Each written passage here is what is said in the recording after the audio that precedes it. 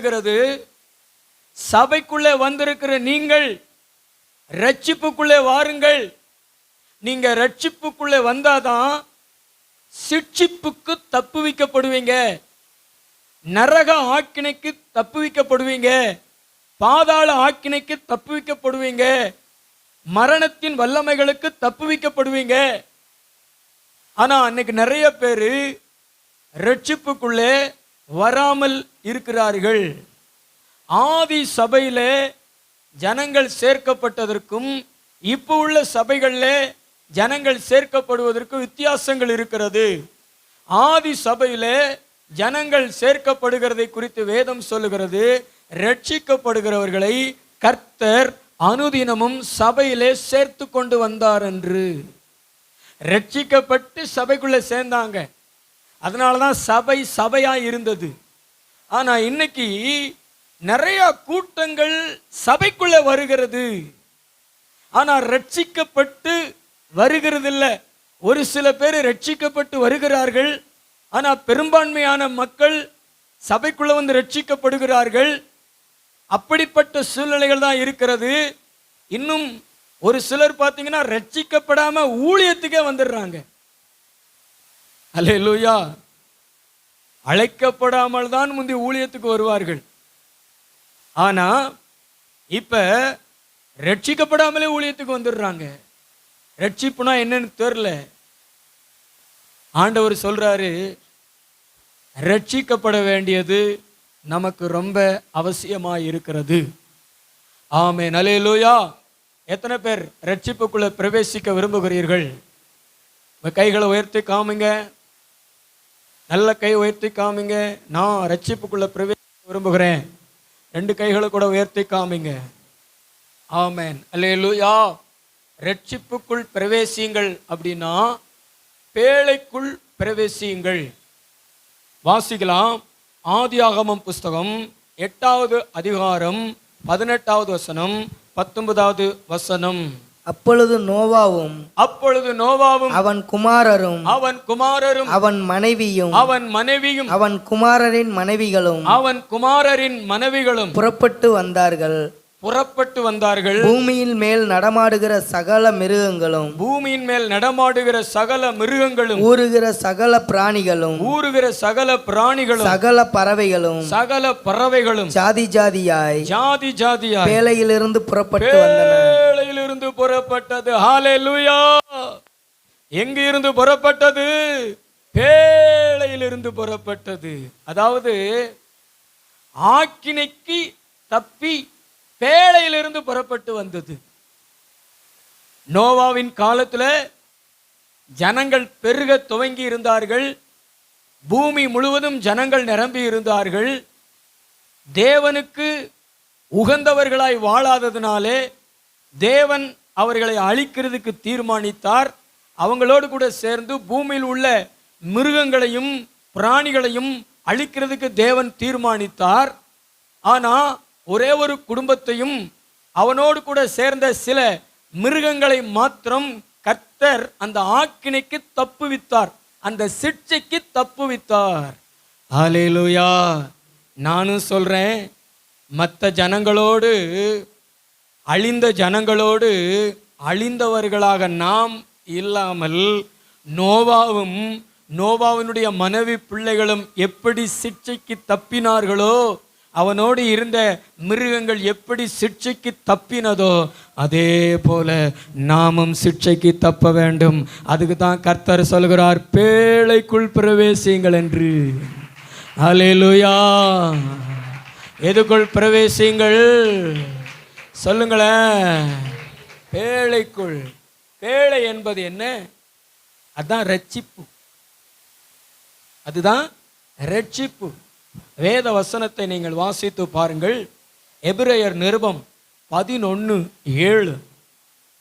விசுவாசத்தினாலே நோவா தன் காலத்திலே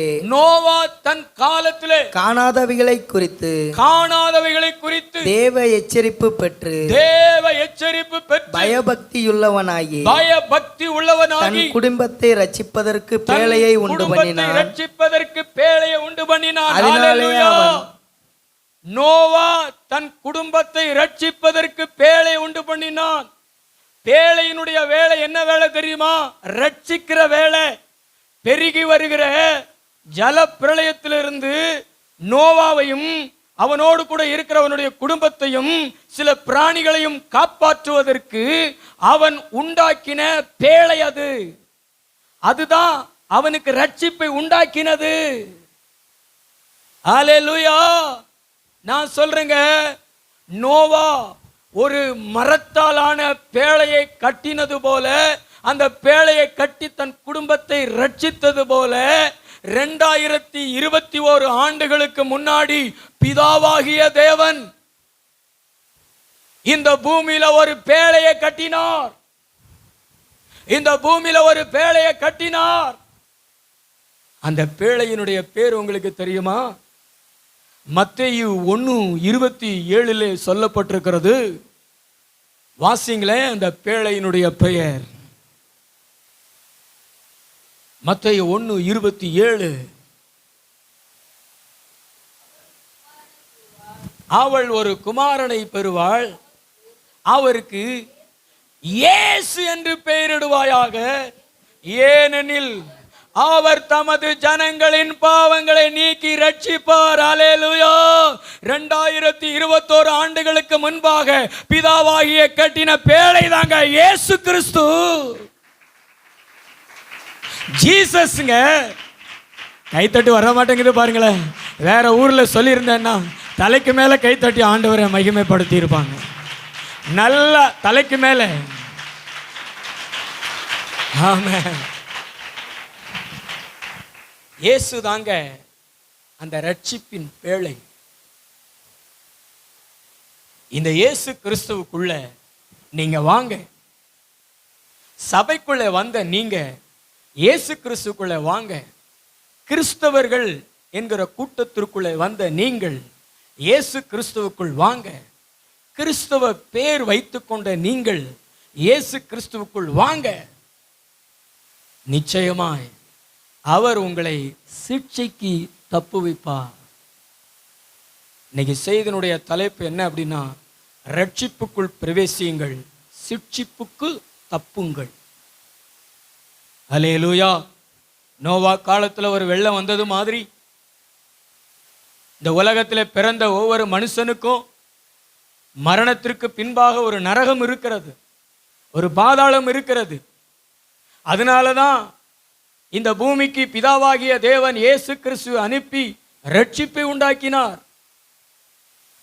நீங்க கேட்கலாம், பாஸ்டர், நோவா கட்டின பேழைக்கும் இயேசு கிறிஸ்துவுக்கும் என்ன சம்பந்தம் அப்படின்னு நீங்க கேட்கலாம். வேத வசனத்தின் ஆதாரத்தோடு தான் நான் சொல்றேன். பிதாவாகிய தேவன் நமக்கு பேழை கட்டினது கொல்கத்தா மலை. நோவா ஒரு பேழையை கட்டி ஜலப்பிரளயம் வத்தின பின்பு அது போய் தங்கின மலை அராரத் மலை. அந்த பேழை அந்த மலையிலே தங்கினது. நமக்கு பிதாவாகிய தேவன் கட்டின பேழை கொல்கத்தா மலையில நின்றது, சிலுவையில. அல்லேலூயா. நோவா கட்டின பேழை கொப்பேர் மரத்தினாலே கட்டப்பட்டது. பிதாவாகிய தேவன் கட்டின பேழை சிலுவை மரத்தினாலே கட்டப்பட்டது. அந்த சிலுவை மரத்திலே ஆணி அடிக்கப்பட்டு நோவா பேழை கட்டின போது அவன் ஆணி அடிச்சிருப்பான், ஜாயின் பண்ணியிருப்பான். அதே போல கொல்கத்தா மலையில என் ஆண்டவராகிய இயேசு கிறிஸ்துனுடைய கைகளையும் கால்களையும் ஆணிகள் அறையப்பட்டது. அல்லேலூயா. அது மாத்திரம் இல்லைங்க, நோவா கட்டின பேழை உள்ளும் புறம்பும் பூசப்பட்டது. ஒரு சின்ன ஓல்சு கூட கிடையாது, ஒரு சின்ன வெடிப்பு கூட கிடையாது. அப்படி வெடிப்பு இருந்துச்சுன்னா மேல இருந்து வருகிற தண்ணியோ அல்லது சைட்ல இருந்து வருகிற தண்ணியோ அல்லது அடியில இருந்து வருகிற தண்ணியோ பேழைக்குள்ள போய் பேழை மூழ்கி இருக்கும். ஏன்னா 1 வருஷம் அது மிதந்து கொண்டிருக்க வேண்டும் தண்ணியில. அப்ப உள்ளும் பூசப்பட்டது, வெளியும் பூசப்பட்டது. அதாவது ஒரு பழுது இல்லை, ஒரு ஓட்டை இல்லை அந்த பேழையில. நான் சொல்றேங்க, என் ஆண்டவராகிய இயேசு கிறிஸ்து பிதாவாகிய தேவன் கட்டின பேழை. அவரும் இந்த பூமியில குற்றம் இல்லாதவராக, மாசு இல்லாதவராக, கரை இல்லாதவராக, பாவிகளுக்கு விலகினவராக, பழுதற்ற ஆட்டுக்குட்டியாக இந்த பூமியில எனக்காக மரித்தார். ஹல்லேலூயா. எபிரேயர் நிருபம் 7வது அதிகாரம் 26வது வசனத்திலே சொல்லப்பட்டிருக்கிறது, என் ஆண்டவர் உள்ளேயும் கோளாறு இல்லாதவர், வெளியையும் கோளாறு இல்லாதவர். அவரிடத்துல எந்த ஓட்டையும் கிடையாது, அவரிடத்துல எந்த குறைபாடும் கிடையாது. ஆசிங்களே, பரிசுத்தரும் குற்றமற்றவரும் மாசில்லாதவரும் பாவிகளுக்கு விலகினவரும். ஹல்லேலூயா. உள்ளேயும் அவருக்கு பரிசுத்தம், வெளியேயும் அவருக்கு பரிசுத்தம். வெளியில பாவிகளுக்கு விலகினார். எந்த பாவிகள் கூட போய் அவரு ஐக்கியம் கொள்ளல. பாவிகளை நேசிச்சாரு, பாவத்திலிருந்து விடுதலை கொடுத்தார். ஆனா பாவிகளுக்கு விலகினாரு. வெளியையும் அவர் பரிசுத்தர், உள்ளேயும் மாசு இல்லாதவர், இருதயத்துல மாசு இல்லாதவர், குற்றம் இல்லாதவர், கரை இல்லாதவர். இந்த உலகத்துல எந்த மனுஷனையும் இப்படிப்பட்ட வார்த்தையை சொல்ல முடியாது. அவனை குறித்து சொல்லும்போது சொல்ல முடியாது. ஆனா ஆண்டவரை மாத்திரம்தான் அப்படி சொல்ல முடியும். அப்படி என்ன வார்த்தை அப்படின்னா, நம்முடைய பலவீனங்களை குறித்து பரிதவிக்க கூடாத பிரதான ஆசாரியர் நமக்கு இராமல் எல்லா விதத்திலும் சோதிக்கப்பட்டு பாவமில்லாது இருக்கிற பிரதான ஆசாரியர் இயேசு நமக்கு இருக்கிறாரு. பாவமே இல்லாத இயேசு தான் நம்ம இயேசு. ஹல்லேலூயா. அவரிடத்துல ஓட்ட கிடையாது. அவரிடத்துல எந்த குற்றத்தையும் யாரும் சொல்ல முடியாது. பொய் சொல்லலாம், ஆனா அவர் பரிசுத்தர். ஆண்டவர் இயேசு எப்படிப்பட்டவர்? பரிசுத்தர். பக்கத்துல பார்த்து சொல்லுங்களேன், குற்றம் இல்லாதவர். அவங்க முகத்தை பார்த்து சொல்லுங்களேன், உங்க வாழ்க்கை ஓட்டம் இருக்கு. ஆமா, அதெல்லாம் மாறணும். இயேசுவை மாதிரி மாறணும். இயேசு எப்படிப்பட்டவர்? குற்றம் இல்லாதவர், கரை இல்லாதவர், மாசு இல்லாதவர், பாவிகளுக்கு விலகினவர். இதை சத்தம் இன்னொரு முறை சொல்லுவீங்களா? குற்றம் இல்லாதவர், மாசு இல்லாதவர், கரை இல்லாதவர், பாவிகளுக்கு விலகினவர். அவர் பிறப்பு பரிசுத்தம், அவர் வாழ்ந்தது பரிசுத்தம், அவர் எல்லாமே பரிசுத்தம் பரிசுத்தம் பரிசுத்தம் பரிசுத்தம். அதுதான் இயேசுவின் பரிசுத்தம். ஹல்லேலூயா. ஊழல் இல்லாத ஒரே தெய்வம் இயேசு. அவரிடத்துல எந்த ஊழலும் கிடையாது. உண்மை உள்ள தெய்வம், வெளிப்படையாய் வாழ்ந்த தெய்வம். இந்த பூமியில 33 வருஷம் வாழ்ந்தார். நியாயப்பிரமாணத்தை நீர் மாத்திரீர் அப்படி இப்படின்னு சொன்னாங்க. ஆனா அவரு மேல யாரும் குற்றம் சுமத்த முடியாதவராக வாழ்ந்தார். பரிசுத்த இயேசு. அதனாலதாங்க நமக்கு அவர் ரட்சிப்பா இருக்கிறாரு. ஓட்ட உள்ள பேழை நோவாவை காப்பாத்தி இருக்குமா? அது மாதிரிதாங்க குற்றமே இல்லாத இயேசு தாங்க நம்மளை ரட்சிக்கிறாரு. பாவத்திலிருந்து ரட்சிக்கிறாரு, நோயிலிருந்து ரட்சிக்கிறாரு, பேயிலிருந்து ரட்சிக்கிறாரு. இன்னைக்கு அவரு நமக்கு சால்வேஷனாக இருக்கிறாரு. நம்மளை நரகத்துக்கு தப்புவித்து பரலோகத்துக்கு பாத்திரவனாய் மாத்துறாரு. சிட்சைகளுக்கு தப்பு வைக்கிறார் நம்மளை. ஹல்லேலூயா.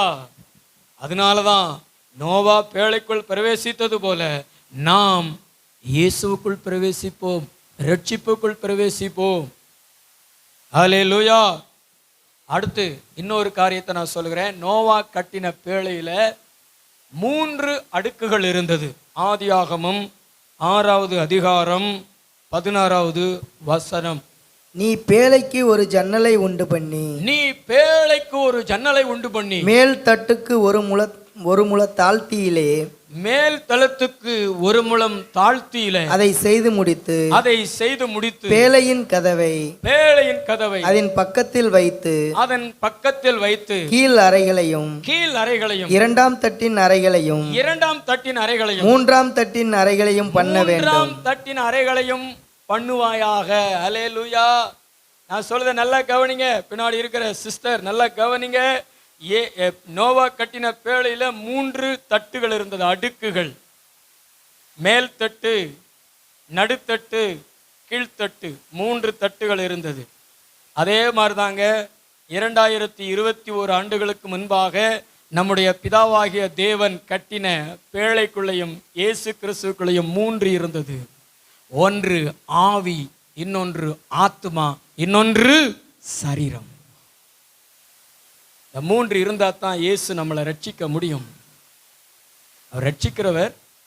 இந்த பூமியில அந்த பேழை போல நம்மளை ரட்சிக்கிறார். இந்த நோவா கட்டின பேழையில பாருங்களேன், வெளிப்படையா, அதாவது வெளிப்புறமா இருக்கிற அந்த தட்டுகள் எத்தனை அடிபட்டிருக்கும். மேல இருந்து மதகு போல தண்ணி ஊத்துது, கீழே இருந்து தண்ணி வருது, சைட்ல இருந்து வருகிறது. அப்ப எத்தனையோ பாறைகள்ல மோதி இருக்கும், எத்தனையோ அலக்களிப்புகள் இருந்திருக்கும்.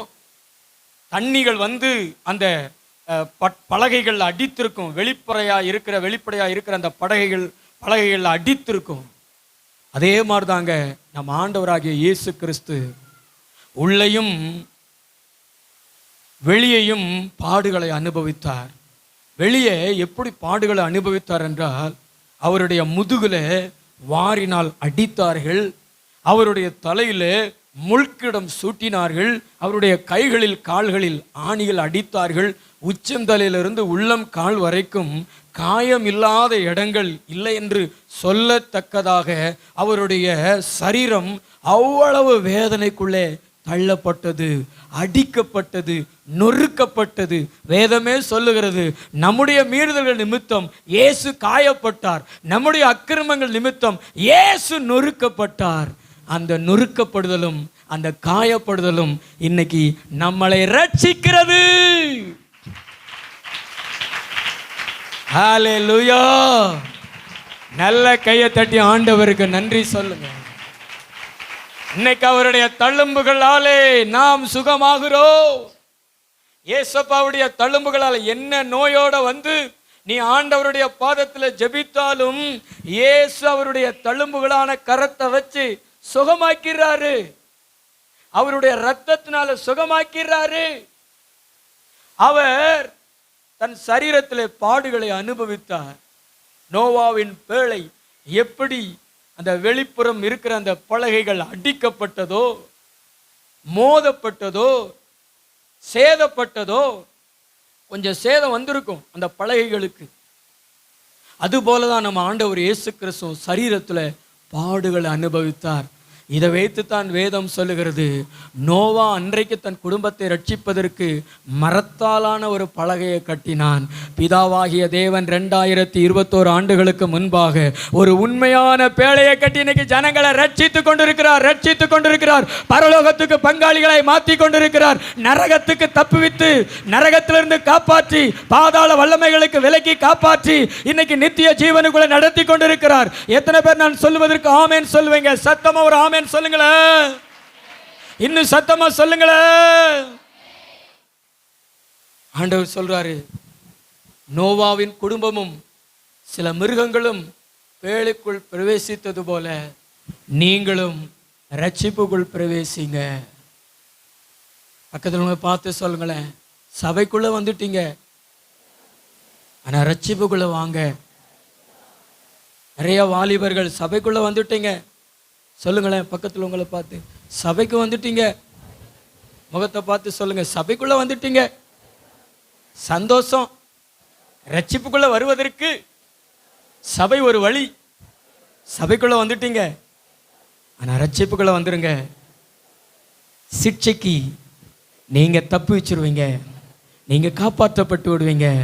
நோவாவையும் அவனுடைய குடும்பத்தையும் புதிய பூமிக்குள்ள பிரவேசிக்க பண்ணினது போல உங்களையும் பரலோகத்துக்குள்ள பிரவேசிக்க பண்ணுவார். எத்தனை பேர் நம்புறீங்க? நல்ல கைத்தட்டி ஆண்டவருக்கு நன்றி சொல்லுவோம். ஆமென். ஹல்லேலூயா, ஹல்லேலூயா. கர்த்தர் நல்லவர். இந்த ரட்சிப்புக்குள் பிரவேசிப்பது எப்படி? அதாவது நீங்க ஒருவேளை, நான் எல்லாருமே நீங்கள் ரட்சிப்புக்குள்ளே வரல அப்படின்லாம் சொல்லலை. நான் பேசும்போது உங்களுக்கு தெரியும், ஆண்டவருடைய வார்த்தை உங்களுக்கு வெளிப்படும் போது உங்களுக்கு தெரியும் நீங்கள் ரட்சிப்புக்குள்ள இருக்கிறீங்களா அல்லது ரட்சிப்புக்குள்ள வருவதற்கு காத்திருக்கிறீங்களா என்பது உங்களுக்கு தெரியும். நீங்கள் ஒருவேளை ரட்சிப்புக்குள்ள வந்திருந்தீங்கன்னா கர்த்தருக்கு நன்றி சொல்லுங்க. ஒருவேளை ரட்சிப்புக்குள்ள இன்னும் வராமல் இருந்தீங்கன்னா இந்த சத்தியத்துக்கு அர்ப்பணம் செய்யுங்க. இந்த சத்தியத்தின்படி என்னை மாற்றிக்கொண்டு நான் இந்த ரட்சிப்புக்குள்ள நான் பிரவேசிப்பேன் என்று சொல்லி உங்களை அர்ப்பணம் செய்யுங்க. நிச்சயமாய் கர்த்தர் உங்களை ரட்சிக்க வல்லவராக இருக்கிறார். அல்லேலூயா. ஒரு 3 காரியத்தை நான் உங்களுக்கு வேகமாய் சொல்லி நான் ஜெபிக்கும்படி விரும்புகிறேன். கர்த்தர் நல்லவர். ஆதியாகமம் புஸ்தகம் 7வது அதிகாரம் 7வது வசனம், 8வது வசனம், 9வது வசனம். ஜலப்பிரளயத்துக்கு தப்பும்படி நோவாவும் அவனோடு கூட அவன் குமாரரும் அவன் மனைவியும் அவன் குமாரரின் மனைவிகளும் பேழைக்குள் பிரவேசித்தார்கள். தேவன் நோவாவுக்கு கட்டளையிட்டபடியே சுத்தமான மிருகங்களிலும் சுத்தமல்லாத மிருகங்களிலும் சுத்தமில்லாத மிருகங்களிலும் பூமியின் மேல் ஊறும் பிராணிகள் எல்லாவற்றிலும் ஊறுகிற பிராணிகள் எல்லாவற்றிலும் ஆணும் பெண்ணும் ஜோடு ஜோடாக நோவாவினிடத்தில் பேழைக்கு உட்பட்டன. நான் சொல்றது நல்ல கவனமா கேளுங்க. ரட்சிப்புக்குள்ளே வருவதற்கு நமக்கு தேவையான அர்ப்பணம். உங்களுக்கெல்லாம் என்னென்ன உறவுகள் இருப்பாங்க? அதாவது மாமா இருக்கிறாங்களா? உங்களுக்கு இருக்கிறாங்களா? மாமா என்கிற உறவு இருக்கா? சித்திங்கிற உறவு இருக்கா? சித்தப்பான்கிற உறவு இருக்கா? தாத்தா என்கிற உறவு இருக்கா? பாட்டிங்கிற உறவு இருக்கா? இருக்கு. அப்படி என்றால் நோவாவுக்கும் சித்தி இருந்திருப்பார்கள், சித்தப்பா இருந்திருப்பார்கள். நோவாவினுடைய பிள்ளைகளுக்கும் சித்தி இருந்திருப்பார்கள், சித்தப்பா இருந்திருப்பார்கள், தாத்தா இருந்திருப்பார்கள், எல்லா உறவுகளும் இருந்திருப்பார்கள். நோவா கூட பிரவேசித்த இந்த மிருகங்களுக்கும் நிறைய உறவுகள் இருந்திருக்கும். ஏன்னா ஒரு நாய் குட்டி போடும் பொழுது ஒரு குட்டி போடுறது கிடையாது, 4 குட்டி 5 குட்டி போடும். அந்த மாதிரி நிறைய உறவுகள்லாம் இருந்திருப்பார்கள். ஆனா பேழைக்குள் பிரவேசித்தது யாரு? நோவாவினுடைய மனைவி, நோவாவினுடைய 3 ஆண் மக்கள், நோவாவினுடைய 3 மருமக்கமார்கள், மொத்தம் 8 பேரு. அதற்கு பின்பு மிருகங்கள்ல கூட பார்த்தீங்கன்னா சொந்த பந்தங்கள் எல்லாம் கூட்டிட்டு வரல. ஒரு ஆணுக்கு ஒரு பெண், ஒரு ஆணுக்கு ஒரு பெண், ஜோடி ஜோடியாக நோவாவினுடைய பேழைக்குள் உட்பட்டன. அப்படி என்றால் ரட்சிப்புக்குள் வருவதற்கான அர்ப்பணம் என்னன்னா, நீங்க ஆண்டவர் உங்களுக்கு காண்பிக்கிற ஸ்பிரிச்சுவல் ரிலேஷன்ஷிப், அதாவது ஆவிக்குரிய உறவுகளிலே இணைந்து அவர்களோடு பயணம் பண்ணுவதற்கு நீங்கள் அர்ப்பணம் செய்ய வேண்டும். இன்னும் உங்க சித்தியையும் உங்க சித்தப்பாவையும் உங்க மாமாவையும் உங்க தாத்தா கூட பிறந்த தாத்தா பிள்ளைகளையும் நீங்கள் கட்டிக்கொண்டு இது எங்கள் சொந்தம், இது எங்கள் பந்தம், இது எங்கள் சொந்தம் அப்படின்னு சொல்லிட்டு சர்ச்சுக்கு வராம, ஆராதனைக்கு வராம, பங்கனுக்கு போய் இப்படி நீங்க உலக உறவுகளோடு உழண்டு கிடந்தீங்கன்னா ரட்சிப்புக்குள்ள வர மாட்டீங்க. ஜோடு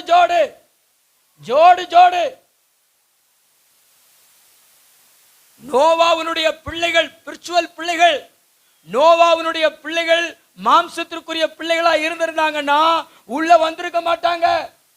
நோவாங்கிற பிள்ளைகளுக்கு, நோவா அப்படிங்கிற மனுஷனுடைய பிள்ளைகள் என்பதற்காக பேழைக்குள் தேவன் சேர்க்கல. அவனுடைய ஸ்பிரிச்சுவல் பிள்ளைகள். அது மாதிரி இந்த மிருகங்கள் எவ்வளவு பலமானது, எவ்வளவு வீரமானது.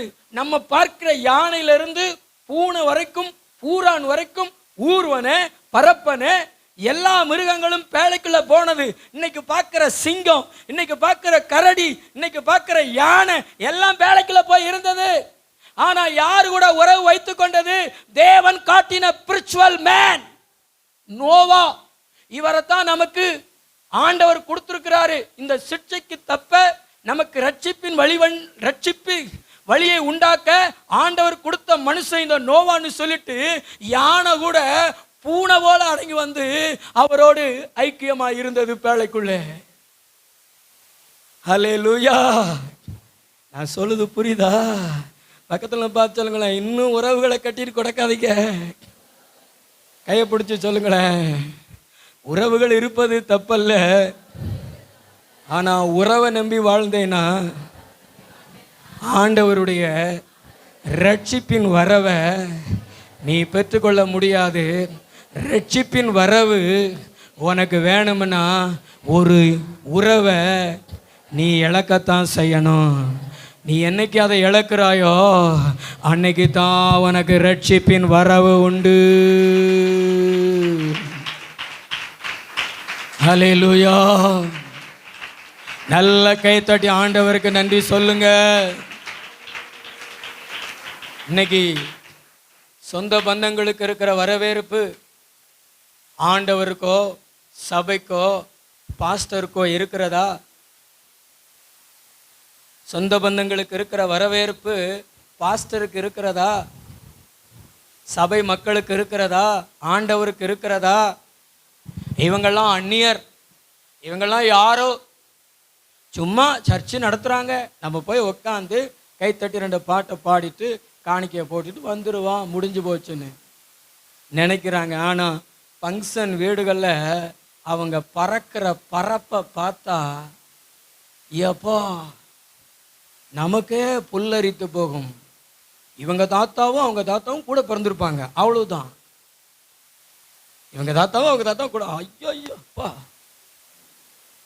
அந்த சாம்பார் வாள் அப்படி பறக்கும். என்ன வேணும்? சோறு வேணுமா? குழம்பு வேணுமா? ஆனா ஊழியத்துல சர்ச்சில் அந்த ஆர்வம் உனக்கு இருக்கிறதா? இவங்கெல்லாம் யாரோ அப்படின்னு நினைக்கிற உங்களை காப்பாத்த தேவன் கொடுத்த நோவாதாங்க நான். இந்த காலத்துல உங்களுக்காக கர்த்தர் என்ன கொண்டு வந்திருக்கிறாருங்க. அல்லேலூயா. நான் இயேசு கிறிஸ்துவாகிய பேழைக்குள்ள உங்களை எப்படியாவது வாங்க வாங்க வாங்க. அல்லேலூயா. ஆவிக்குரிய உறவில் இணைந்து பயணம் செய்ய அர்ப்பணம் செய்யுங்க. இன்னும் மாம்ச சொந்தங்களை பிடிச்சிக்கிட்டு அலையாதீங்க. பக்கத்தில் இருக்கிறவங்களை பார்த்து சொல்லுங்களேன், மாம்ச சொந்தம். ஒருத்தர் சொல்றாரு, ஒரு கவிஞர், பின்னாடி உள்ளவங்க சிஸ்டர் கவனிங்க, ஒரு கவிஞர் சொல்றாரு, உறவுகள் நிறையா இருந்துச்சுன்னா பொறாமப்படுமா, குறையா இருந்துச்சுன்னா பரியாசம் பண்ணுமா. அப்படிதானே? அல்லேலூயா. நீங்கள் முன்னேறினீங்கன்னா அது உங்களை பார்த்து பொறாமப்படும். ஆனால் ரொம்ப ஒன்றுமே இல்லைன்னா உங்களை பார்த்து பரியாசம் பண்ணும். அதுக்கு பேர் தான் என்ன பேர்? உறவுகள். ஆனால் ஆண்டவர் அப்படி அல்ல. உனக்கு குறைவு இருந்துச்சுன்னா ஆண்டவர் உனக்காக ஜெபிப்பார், ஊழியக்காரங்களை ஜெபிக்க வைப்பார், உன்னை முன்னேற்றத்துக்குள்ளே கொண்டு வருவதற்கு முயற்சி பண்ணுவார். ஆமென். அல்லேலூயா. ஆபிரகாம் ஆண்டவர் முதல்ல அழைக்கும் பொழுது இதை விட்டுட்டு வரத்தான் சொன்னார். என்ன விட்டுட்டு வர சொன்னார்? 3 விட்டுட்டு வர சொன்னார். ஆதியாகமம் 12வது அதிகாரம் 1வது வசனத்தை நீங்கள் வாசிங்களேன். கர்த்தர் ஆபிரகாமை நோக்கி, கர்த்தர் ஆபிரகாமை நோக்கி, நீ உன் தேசத்தையும் உன் இனத்தையும் உன் தகப்பனுடைய வீட்டையும் விட்டு புறப்பட்டு. உன் தகப்பனுடைய வீடு என்னென்ன சொல்றாரு? மறுபடியும் வாசிங்க. கர்த்தர் ஆபிரகாமை நோக்கி, அந்த ஆபிரகாம் என்கிற இடத்துல உங்க பேரை போடலாமா? எல்லாருமே வாசிங்களேன். கர்த்தர் ஆபிரகாமை நோக்கி, அந்த இடத்துல உங்க பேரை போட்டு வாசிங்களேன். கர்த்தர் நோக்கி, நீ உன் தேசத்தையும் உன் இனத்தையும் உன் தகப்பனுடைய வீட்டை விட்டு புறப்பட்டு கிளம்பு. எங்க கிளம்பு? நான் உனக்கு பேழைக்குள்ள வா. பேழை இயேசு கிறிஸ்துவுக்குள்ள வா. ஹல்லேலூயா. நல்ல கைத்தட்டி இயேசுவுக்கு நன்றி சொல்லுங்க. பேழைக்குள்ள வா. மழை பெய்ய போகுது, வெள்ளம் வரப்போது, ஓடி வா. மாமனை பார்த்துக்கிட்டு இருந்தேன்னா மாம்பழமா மாறி போயிருவடி. அல்லேலூயா. யாரையும் கண்டுக்கிறாத உலகத்துல அவங்கள ரட்சிப்புகளை நடத்தி பாருங்க. அவங்க ரட்சிப்புக்குள்ள வந்தாங்கன்னா சந்தோஷப்படுங்க. ஆனா அவங்க வழியில நீங்க போயிடாதீங்க. மாமிச வழி மரண வழி, ஆண்டவருடைய வழி ஜீவ வழி. இது ஜீவ வழி, நம்மளை பரலோகத்துக்கு கூட்டிட்டு போற வழி. அதுக்குள்ள பிரவேசிங்க, உறவுகளை நேசிங்க, உங்களுக்காக ஜெபிங்க. ஆனா அவங்க பின்னாடி அவங்களுக்காக வேண்டி ஆண்டவரை உதறி தள்ளாதீங்க. இன்னொன்னு சொல்றேன், அவங்கள வச்சு ஆண்டவரை நீங்க புறக்கணிக்காதீங்க. அப்படி நீங்க புறக்கணிச்சீங்கன்னா நிச்சயமா சொல்றேன், உங்களுக்குள்ள ரட்சிப்புக்குள் வருவதற்கான அர்ப்பணம் இல்லை. நான் சொல்றேன், இன்னைக்கு இல்லை, என்னைக்குமே இந்த ரட்சிப்புக்குள்ள உங்களால வர முடியாது. மிருகங்களே தங்களுடைய ஜோடிகளை மட்டும் கூட்டிட்டு எல்லாத்தையும் விட்டுட்டு உள்ள வந்துருச்சு. என்ன, நான் உயிர் வாழணும், நான் ரட்சிக்கப்படணும், நான் பிழைக்கணும்னு சொல்லிட்டு. அர்ப்பணம் இருந்தால் தாங்க நம்ம ரட்சிப்புக்குள்ள வர முடியும். அல்லேலூயா. அதைத்தான் ஆவியானவர் நமக்கு தெளிவாய் சொல்லுகிறார். ஆவிக்குரிய உறவுகளோடு பயணம் செய்ய அர்ப்பணம் செய்யுங்க. இனி இதுதான் நமக்கு, இதுதான் ஆண்டவர் நம்மளுக்கு காண்பித்த வழி என்று சொல்லி போதகரை, தேவனை தகப்பனாக ஏற்றுக்கொண்டு, ஸ்பிரிச்சுவல் ஆவிக்குரிய தகப்பனாக ஏற்றுக்கொண்டு, உங்களுடைய மனதில் நான் தேவனுடைய பிள்ளை, தேவன் இந்த சபை போதகருடைய கையில் என்னை ஒரு பிள்ளையாக கொடுத்திருக்கிறார்னு சொல்லி நோவாவினுடைய பிள்ளைகளைப் போல கீழ்ப்பிடிந்து அடங்கி சபைக்குள்ளே கர்த்தருடைய வார்த்தையை கேட்டு சபைக்குள்ளேயே ஜீவித்து சபைக்காக வாழ்ந்து சபையோடு கூட உங்களுடைய அன்பையும் ஐக்கியத்தையும் வெளிப்படுத்தி நீங்கள் பயணம் செய்யுங்கள். நிச்சயமாக ரட்சிக்கப்பட்டிருக்கிறீர்கள், பரலோகத்துக்கு கண்டிப்பாக வந்து விடுவீர்கள். அல்லேலூயா. நல்ல கையை தட்டுங்க, ஆண்டவருக்கு நன்றி சொல்லுங்க. அல்லேலூயா. கர்த்தர் நல்லவர். இந்த பிசாசு இன்னைக்கு மக்கள் சபைக்குள்ள வரக்கூடாதபடிக்கு இந்த எண்ணங்களை அவன் மனதில் வைத்திருக்கிறான். மக்கள் மனதில் என்ன எண்ணங்களை மக்கள் மனதில் வச்சிருக்கிறான்னா, ஜாதி என்கிற எண்ணத்தை மனதில் வைத்திருக்கிறான். இவன் அந்த ஜாதி, இவன் அந்த ஜாதி, அவன் உயர்ந்தவன், இவன் தாழ்ந்தவன், அப்படி சொல்லி மனசில் வச்சுட்டு ஒருத்தனையும் சபைக்குள்ளே வரவிடாதபடிக்கு அவன் கெடுத்து வச்சிருக்கிறான். அல்லேலூயா. என்ன அல்லேலூயா வர மாட்டேங்குது? ஜாதி என்பது ஒன்று கிடையாது, ஜாதி என்பது இல்லை, அது மனுஷ கற்பனை, மனித கற்பனை. ஆனால் அந்த மனித கற்பனையை மனதில் பிடித்து கொண்டு என் ஜாதிக்காரனைத்தான் நான் நேசிப்பேன், ரட்சிக்கப்பட்டேன்னு சபைக்குள்ளே வந்து உட்காந்துருப்பான், ஞாயிற்றுக்கிழமை சர்ச்சுக்கு வருவான். ஆனால் மற்ற நாள் பார்த்தீங்கன்னா ஜாதி கட்சி தலைவருக்கு பின்னாடி போய் கோஷம் போட்டுக்கிட்டு இருப்பான், வாழ்க வாழ்க, எங்கள் அண்ணன் வாழ்க, எங்கள் அண்ணன் வாழ்கன்னு. அல்லேலூயா. அப்ப நீ என்ன ரட்சிக்கப்பட்டிருக்கிறாய்? நீ என்ன ரட்சிப்புக்குள்ள வந்திருக்கிறாய்? சபைக்குள்ள இருக்கிறாய், ஆனா ரட்சிப்புக்குள்ள வந்திருக்கிறாய் என்றால் உன்னுடைய ஆண்டவர் அல்லவா உனக்கு ஆண்டவர், உனக்கு கொடுத்திருக்கிற போதகர் அல்லவா நேசத்திற்குரியவராக இருக்க வேண்டும், உனக்கு கொடுத்திருக்கிற சபை மக்கள் அல்லவா உன்னுடைய நேசத்திற்குரியவங்களா இருக்க வேண்டும். சபைக்குள்ளே இருக்கக்கூடிய மக்களுடைய நன்மைகளையும் அவங்களுடைய இழப்புகளையும் வந்து நின்று அவர்களுக்கு ஆறுதல் சொல்ல வேண்டாமா? அப்படிப்பட்டவர்கள் தானே ரட்சிப்புக்குள் வந்திருக்கிறார்கள். அல்லேலூயா. அவங்க வேற ஜாதிக்காரங்க, அங்கெல்லாம் நம்ம போகக்கூடாது. அப்ப நீ என்ன ரட்சிக்கப்பட்டிருக்கிறாய்? நிறைய ஊழியக்காரங்களே ரட்சிக்கப்படலைங்க. ஜாதி பார்க்கிற ஒருத்தனும் ரட்சிக்கப்படல. ஜாதிங்கிற வார்த்தையை வாயில உச்சரிக்கிறவன் இன்னும் ரட்சிக்கப்படல. அது நீங்களா இருந்தாலும் யாரா இருந்தாலும், நான் இந்த ஜாதி அவன் இந்த ஜாதிங்கிற வார்த்தையை ஒருத்தன் உச்சரிக்கிறானா, நான் சொல்லுவேன், வேதம் சொல்லுகிறது அவன் இன்னும் ரட்சிப்புக்குள்ள வரல. ரட்சிப்புக்குள்ள வருவதற்கான அர்ப்பணம் அவனுக்குள்ள இல்லை. என்னைக்கு ஜாதி என்பது இல்லை, எல்லாராலும் தேவனால் படைக்கப்பட்ட மனிதர்கள் என்று மனசுல நினைக்கிறானோ அன்னைக்கு தாங்க அவன் ரட்சிப்புக்குள்ள வர முடியும். என்ன மாதிரி அவங்களை தேவன் படைத்திருக்கிறார். உலகத்தில் இருக்கிற ஒவ்வொரு மனிதர்களையும் மனுஷிகளையும் தேவன் படைத்திருக்கிறார். ஆதாம் ஏவாளை படைத்து அவங்கள்ல இருந்து தான் மக்களை படைத்துக் கொண்டிருக்கிறார் என்று சொல்லி எந்த மனுஷன் விசுவாசிக்கிறானோ அவன் தான் ரட்சிப்புக்குள்ள வருவான். ஹல்லேலூயா. இல்லைன்னா வரமாட்டான். ஊழியம் செய்யலாம், சபை நடத்தலாம், சபைக்குள்ள வரலாம், பாயை கிழிக்கலாம், சாக்லேட்டை தின்னுட்டு பாய்க்கு இடையில ஓட்டைக்குள்ள சொருவிட்டு போலாம்.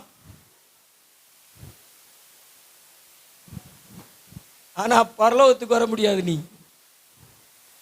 ஹல்லேலூயா. எல்லாத்தையும் கம்ப்ளீட்டா விடு. ரட்சிப்புனா அதுதான். நோவா அவனுடைய குடும்பம் எப்படி பேழைக்குள் வந்ததோ, அதே போல மிருகங்கள் எப்படி எல்லாத்தையும் விட்டுட்டு வந்ததோ அது மாதிரி விட்டுட்டு வா. உன் இருதயத்தை இயேசுநாதர் மேல வை, உன் இருதயத்தை சபையின் மேல வை. சபைக்காய் கண்ணீர் சிந்து, சபையினுடைய ஜனங்களுக்காய் கண்ணீர் சிந்து. ஆவிக்குரிய ஐக்கியம் கொள். ஆவிக்குரிய ஐக்கியமே ஆண்டவர் கொடுத்த ஐக்கியம் என்று சொல்லி அந்த ஐக்கியத்துக்குள்ளே வா. உன் இருதயத்தை வை, நேசி, அர்ப்பணம் செய். நிச்சயமா சொல்லுகிறேன், சிட்சைக்கு தப்புவிப்பாய். உன்னை தேவன் சிட்சைக்கு தப்புவிப்பார். கைகளை ஒருத்தி ஒரு அல்லையா சொல்லுங்களேன். ஹல்லேலூயா. நல்ல ஒரு கைகளை ஒருத்தி ஒரு அல்லையா சொல்லுங்களேன். ஹல்லேலூயா. என்னுடைய மனசுல எல்லாம் அந்த அர்ப்பணம் இருக்கிறதுனால தான் இன்னைக்கு வரைக்கும் கர்த்தருக்கு ஊழியம் செய்ய முடிகிறது. என்னைக்கு ரட்சிக்கப்பட்டேனோ, என்னைக்கு ஆண்டவரை ஏற்றுக்கொண்டேனோ, அன்னைக்கு ஆண்டவர் தான் நமக்கு சொந்தம். ஆண்டவர் கொடுத்த ஜனங்கள் தான் நமக்கு சொந்தம்னு சொல்லி இன்னைக்கு வரைக்கும் நம்ம ஊழியத்தில் ஓடிக்கொண்டு இருக்கிறோம். அல்லேலூயா. நல்ல கைத்தட்டி ஆண்டவருக்கு நன்றி சொல்லுங்களேன். அல்லேலூயா. சொந்தம் என்று சொல்லிக்கொள்ள எங்க மாமாவை யாரும் இல்லை. அப்படிதான் நிறைய பேர் பாடுவாங்க. அப்படித்தானே. சொத்து என்று சொல்லிக்கொள்ள எங்க ஐயம்மாவை விட யாரும் இல்லை. அப்படி பாடுனீங்கன்னா ஏமாந்து போயிருவீங்க. ஹல்லேலூயா. இப்பொழுது நம்ம பாட போறோம் பாருங்களேன். ஹல்லேலூயா, ஹல்லேலூயா.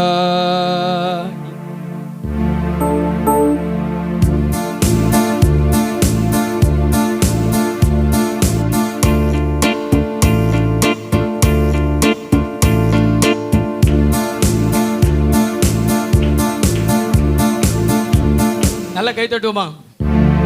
ஆமே, நல்ல கை தட்டுவோம். உண்மையா பாடுங்களேன்.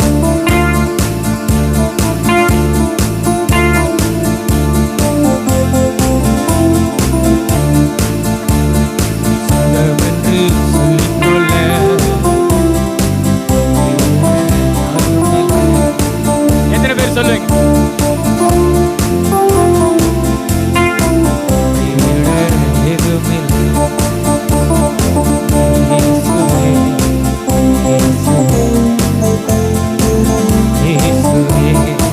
சந்தோஷமா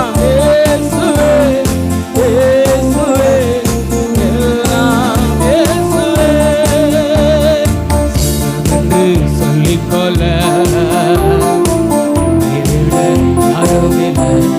பின்னாடி உள்ள நல்ல கை தட்டு.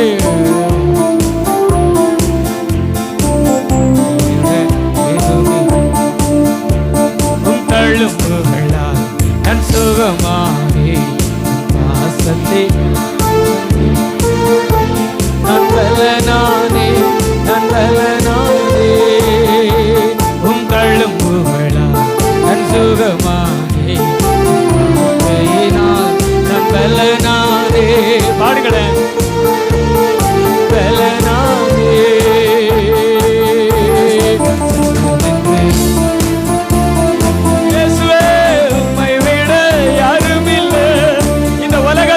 சொத்து என்று அள்ளிக்கொள்ள இயேசுராஜா உங்களை விட யாரும் இல்லை.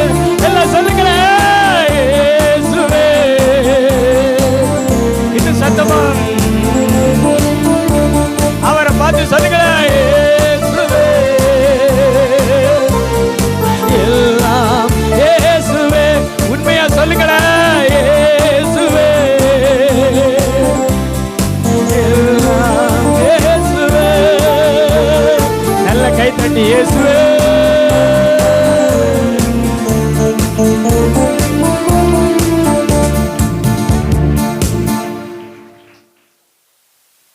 ஆவிக்குரிய உறவிலே இணைந்திட அர்ப்பணம் செய்யுங்கள், இணைந்து பயணம் செய்யுங்கள். இன்னைக்கு நீங்க ஆண்டவர் கொடுத்த இந்த உறவிலே நீங்கள் பயணம் செய்கிறீர்கள் என்றால் ரட்சிப்புக்குள்ள இருக்கிறீர்கள். ஒருவேளை பயணம் செய்ய விரும்புவீர்கள் என்றால் ரட்சிப்புக்குள்ள வர விரும்புகிறீர்கள். நீங்கள் அர்ப்பணம் செய்யுங்கள். நோவாவை விட சிங்கம் வலிமையானது தான், நோவாவை விட யானை வலிமையானது தான், நோவாவை விட பாம்பு வலிமையானது தான். ஆனால் தான் வலிமையானதாக இருந்தாலும் தன் வலிமையை அடக்கி கொண்டு தேவன் கொடுத்த நோவாவினுடைய கட்டுப்பாட்டுக்குள்ளே தன்னை அடக்கி கொண்டது. அல்லேலூயா. நீங்கள் பணக்காரங்களாக இருக்கலாம், வசதி உள்ளவங்களாக இருக்கலாம், அழகுள்ளவங்களாக இருக்கலாம், படித்தவங்களாக இருக்கலாம்.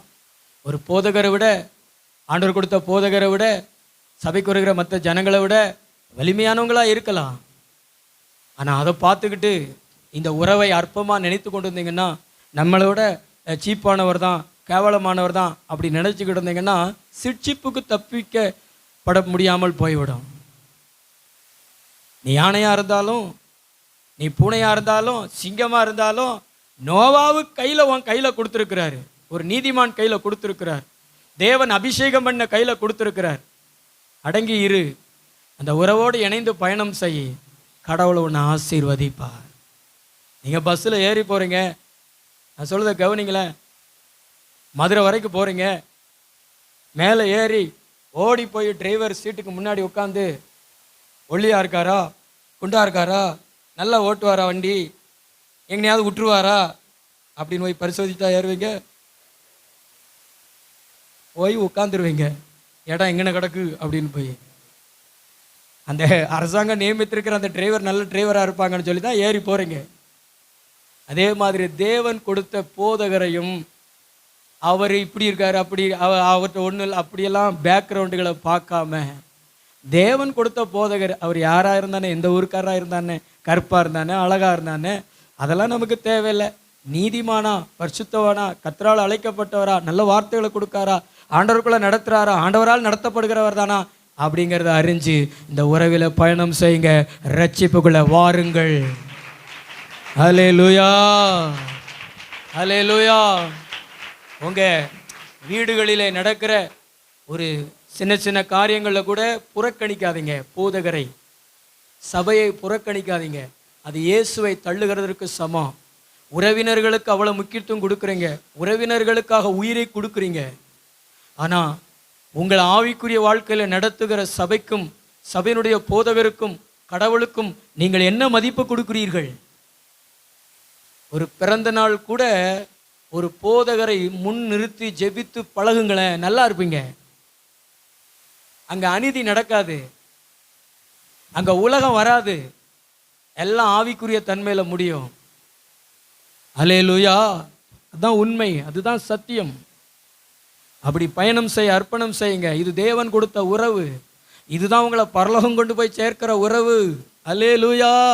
நிறைய பேர் நினைக்கிறாங்க இது போதகர் பொழைக்கிற வழி அப்படின்னு. No no no. அல்லேலூயா. இது தேவன் உங்களை வாழ வைப்பதற்காக காண்பித்த வழி. நல்ல 2 கைகளை தட்டி ஆண்டவருக்கு நன்றி சொல்லுங்க. 2வது ஒரு காரியத்தை வாசிங்க. ஆதியாகமம் புஸ்தகம் 8வது அதிகாரம் 1வது வசனம். தேவன் நோவாவையும் அவனுடனே பேழையில் இருந்த சகல காட்டு மிருகங்களையும் சகல நாட்டு மிருகங்களையும் நினைத்தருளினார். தேவன் பூமியில் மேல் போதும் போதும், நல்ல கவனிங்க பிரதர். தேவன் நோவாவையும் நோவாவோடு கூட இருந்த மிருகங்களையும், காட்டு மிருகங்களையும் நாட்டு மிருகங்களையும். நோவா யாரு? ஒரு மனிதன். இன்னைக்கு ஒரு மனுஷனா இருக்கிறவன் காட்டுக்குள்ள போனா, ஈரோடு தாண்டி சத்தியமங்கலம் ரோட்ல, மைசூருக்கு போற ரோட்ல நீங்க பயணம் பண்ணுவீங்கன்னா, ஆசனூர் அப்படிங்கிற ஒரு செக் போஸ்ட் இருக்கும். அதை தாண்டி நீங்க ஒத்தையில் 2 வீலர்லையோ அல்லது லாரியிலையோ நீங்க பயணம் பண்ண முடியாது. ஏன்னா இடையில நிறைய காட்டு மிருகங்கள் இருக்கும். நான் ஒரு முறை கேள்விப்பட்டிருக்கிறேன், ஒரு வேன் டிரைவர் அந்த வழியா இதை ஏற்றி கொண்டு போய் கொண்டிருக்கும் பொழுது இயற்கை உபாதை கழிப்பதற்காக இறங்கி ஒரு காட்டுக்குள்ள போயிருக்கிறாரு. அப்படி போனவரை ஒரு புலி இழுத்துட்டு போயிருச்சு. அப்ப மனுஷனுக்கும் மிருகங்களுக்கும் ஆகாது. ஆனா பைபிள் சொல்லுதுங்க, நோவாவும் அவனோடு கூட இருந்த சகல மிருகங்களும், காட்டு மிருகங்கள், நாட்டு மிருகங்கள், உள்ள பாம்பு இருந்தது, உள்ள யானை இருந்தது, உள்ள புலி இருந்தது, உள்ள சிங்கம் இருந்தது. ஆனா உரிமைக்கிட்டு இல்ல, அடங்கி போய் கிடந்தது. ஏன்? அப்படின்னா தானே ரட்சிப்புக்குள்ள போக முடியும். வெளியில இருந்து உள்ள போகும் பொழுது அடங்கிருச்சு. நம்ம இனி மிருகமா இருக்கக்கூடாது, மிருக சுபாவத்தை வெளிப்படுத்தக்கூடாது. நோவா ஒரு மனுஷன், அதுவும் ஒரு நீதிமானு, அதுவும் உத்தம நல்ல மனுஷன், கடவுளால் தேர்ந்தெடுக்கப்பட்ட மனுஷன். அவனோடு கூட இருந்துக்கிட்டு நம்ம மிருக சுபாவத்தை காமிச்சோம்னா உள்ள போக முடியாது, உள்ளே இருக்க முடியாதுன்னு சொல்லிட்டு இந்த மிருக சுபாவத்தை அப்படியே மாற்றி ஒரு மனுஷனோடு வாழ்வதற்கு ஏற்றாற் போல இந்த மிருகங்கள் சுபாவத்தை மாற்றி கொண்டன. அல்லேலூயா. நீங்களும் சர்ச்சுக்குள்ள வந்து பைபிளை தூக்கி கொண்டு ஆண்டவருடைய பிள்ளைன்னு சொல்லிக்கிட்டு மிருக சுபாவத்தோடு வாழ்வீர்களா? மிருக சுபாவத்தை வெளிப்படுத்துவீங்களா? மனைவியை அடிக்க, கணவனை அடிக்க, சண்டைன்னு வந்துட்டா இருக்கிறவங்களெல்லாம் அடிச்சு ரத்தத்தை ஒழுக வைக்க ஒரு கொடூர தன்மையை நீங்க வெளிப்படுத்துறீங்களா? இன்னும் நீங்க ரட்சிப்புக்குள்ள வரல. இயேசு கிறிஸ்து எப்படி சிலுவையில் இருந்தாரோ, இயேசு கிறிஸ்து எப்படி இந்த பூமியில வாழ்ந்தாரோ, அதே போல ஒரு தன்மையையும் அதே போல ஒரு சுபாவத்தை நீங்கள் வெளிப்படுத்துவீர்கள் என்றால் ரட்சிப்புக்குள்ள வந்திருக்கிறீர்கள் என்ற அர்த்தம். அல்லேலூயா. இன்னைக்கு மனிதர்களுக்குள்ள நிறைய பேருக்குள்ள மிருக சுபாவம், இரக்கமில்லாத சுபாவம், அதாவது பீறுகிற சுபாவம். பெஞ்சமின் பீறுகிற ஓநாய். பெஞ்சமினுக்குள்ள அந்த மிருக சுபாவம் இருந்தது, ஆண்டவர் சுட்டி காண்பிச்சார். அதனாலதான் பலவான்களும் பரிதாபத்திற்குள்ளாவது ஏன் என்கிற செய்தியில சொல்லும்போது சொன்னேன், அவன் செய்த கொடூர செயல். இன்னைக்கு தேசத்தில் பலாத்காரம் நடக்கிறது, குழந்தைகள் பாழாக்கப்படுகிறார்கள், பெண்கள் பாழாக்கப்படுகிறார்கள், கொடூரமாய் கொலை செய்யப்படுகிறார்கள். மிருகத்தனம். நம்ம இந்தியாவில் இப்போ சமீபத்தில் போன வாரத்தில் ஒரு பரபரப்பான ஒரு செய்தி. என்ன செய்தி அப்படின்னா, உத்தரப்பிரதேச மாநிலம் நினைக்கிறேன், உத்தரப்பிரதேசம் அல்ல, மத்திய பிரதேச மாநிலத்தில் ஒரு ஆசிரியராக இருந்த ஒரு பெண், அந்த பெண் பேர் வந்து சப்னம், ஆசிரியராக இருந்தாள். ஆனால் அவள் ஒரு வாலிபன், அலி என்கிற ஒரு வாலிபனை காதல் திருமணம் செய்து கொள்வதற்கு முயற்சி பண்ணினாள். காதல் திருமணமும் செய்து கொண்டாள். ஆனால் இந்த ஆசிரியனுடைய வீட்டில் வந்து அவளை ஏற்றுக்கொள்ளலை. அண்ணே, 3 அண்ணன் இருந்தாங்க, அவங்க மனைவி, பிள்ளைகள், அம்மா அப்பா எல்லாம் இருந்தாங்க. அந்த குடும்பத்தில் இவளை சேர்க்காம 7 பேர் இருந்திருக்கிறார்கள். இவள் செய்த காரியத்தை அவங்க முழு மனசோடு ஏற்றுக்கொள்ளலை, எதிர்ப்பு தெரிவித்திருக்கிறார்கள். இவ என்ன செய்தா தெரியுமா? பாலில் மயக்க மருந்து கொடுத்து எல்லாரையும் மயங்க வச்சு எடுத்து எல்லாரையும் வெட்டி கொலை செய்திருக்கிறாள். 2008 ஒரு சின்ன குழந்தை, அவங்க அண்ணன் பிள்ளை, கை குழந்தை, அதையும் வெட்டி கொலை செய்திருக்கிறாள். இதுதான் என்ன தனம்? சொல்லுங்க, சத்தமா சொல்லுங்க. மிருகத்தனம். அதாவது அவளுக்கு தூக்கு தண்டனை கொடுத்துருக்காங்க. ஜனாதிபதி அவர்களே அந்த கருணை மனுவை நிராகரிச்சிட்டார். அந்த அளவுக்கு கொடூரத்தன்மை. இன்னொன்று என்ன அப்படின்னா, வெள்ளைக்காரங்களிடத்துலேருந்து நம்ம இந்திய தேசத்தை சுதந்திரம் வாங்கினாங்க. இந்திய தேசம் சுதந்திரம் வாங்கினது நம்முடைய தேச தந்தை, சுதந்திர போராட்ட வீரர்கள் போராடி சுதந்திரம் வாங்கினாங்க. அந்த வெள்ளைக்காரங்க காலத்தில் தான் பெண்களுக்கு தூக்கு தண்டனை போட்டாங்களாம். ஆனால் இப்போ இந்த சுதந்திர இந்தியாவில் இப்போ தான் முதல் முறையாக ஒரு பெண்ணுக்கு தூக்கு தண்டனை கொடுக்க போகிறாங்களாம். மிருகங்கள். உறவு முறை தெரியாது, வரைமுறை தெரியாது, இச்சைகளுக்காக கள்ள தூக்கி போட்டு கொள்வது. அதெல்லாம் தேசத்தில் அரங்கேறி கொண்டிருக்கிறது. அல்லேலூயா. இன்னைக்கு சபைக்குள்ள இருக்கிற ஜனங்கள் எத்தனை பேருக்குள்ள மனுஷ சுபாவங்கள் இருக்கிறது, எத்தனை பேருக்குள்ள இந்த மிருக சுபாவங்கள் மாறி இருக்கிறது. சண்டை போட்டா தான் அவங்களுடைய சுயரூபம் தெரியும். இன்னும் இதுல சில வசனங்கள்ல சொல்றாரு. நீதிமொழிகள் புஸ்தகத்துல 12வது அதிகாரம் 1வது வசனத்துல சொல்லப்பட்டிருக்கிறது, கடிந்து கொள்ளுதலை வெறுக்கிறவன் மிருக குணமுள்ளவன். எதை வெறுக்கிறவன் மிருக குணமுள்ளவன்? பக்கத்தில் இருக்கிறவங்க பார்த்து சொல்லுங்களேன், உங்களை யாராவது கண்டிச்சா அப்பதான் நீங்க யாருன்னு தெரியும்.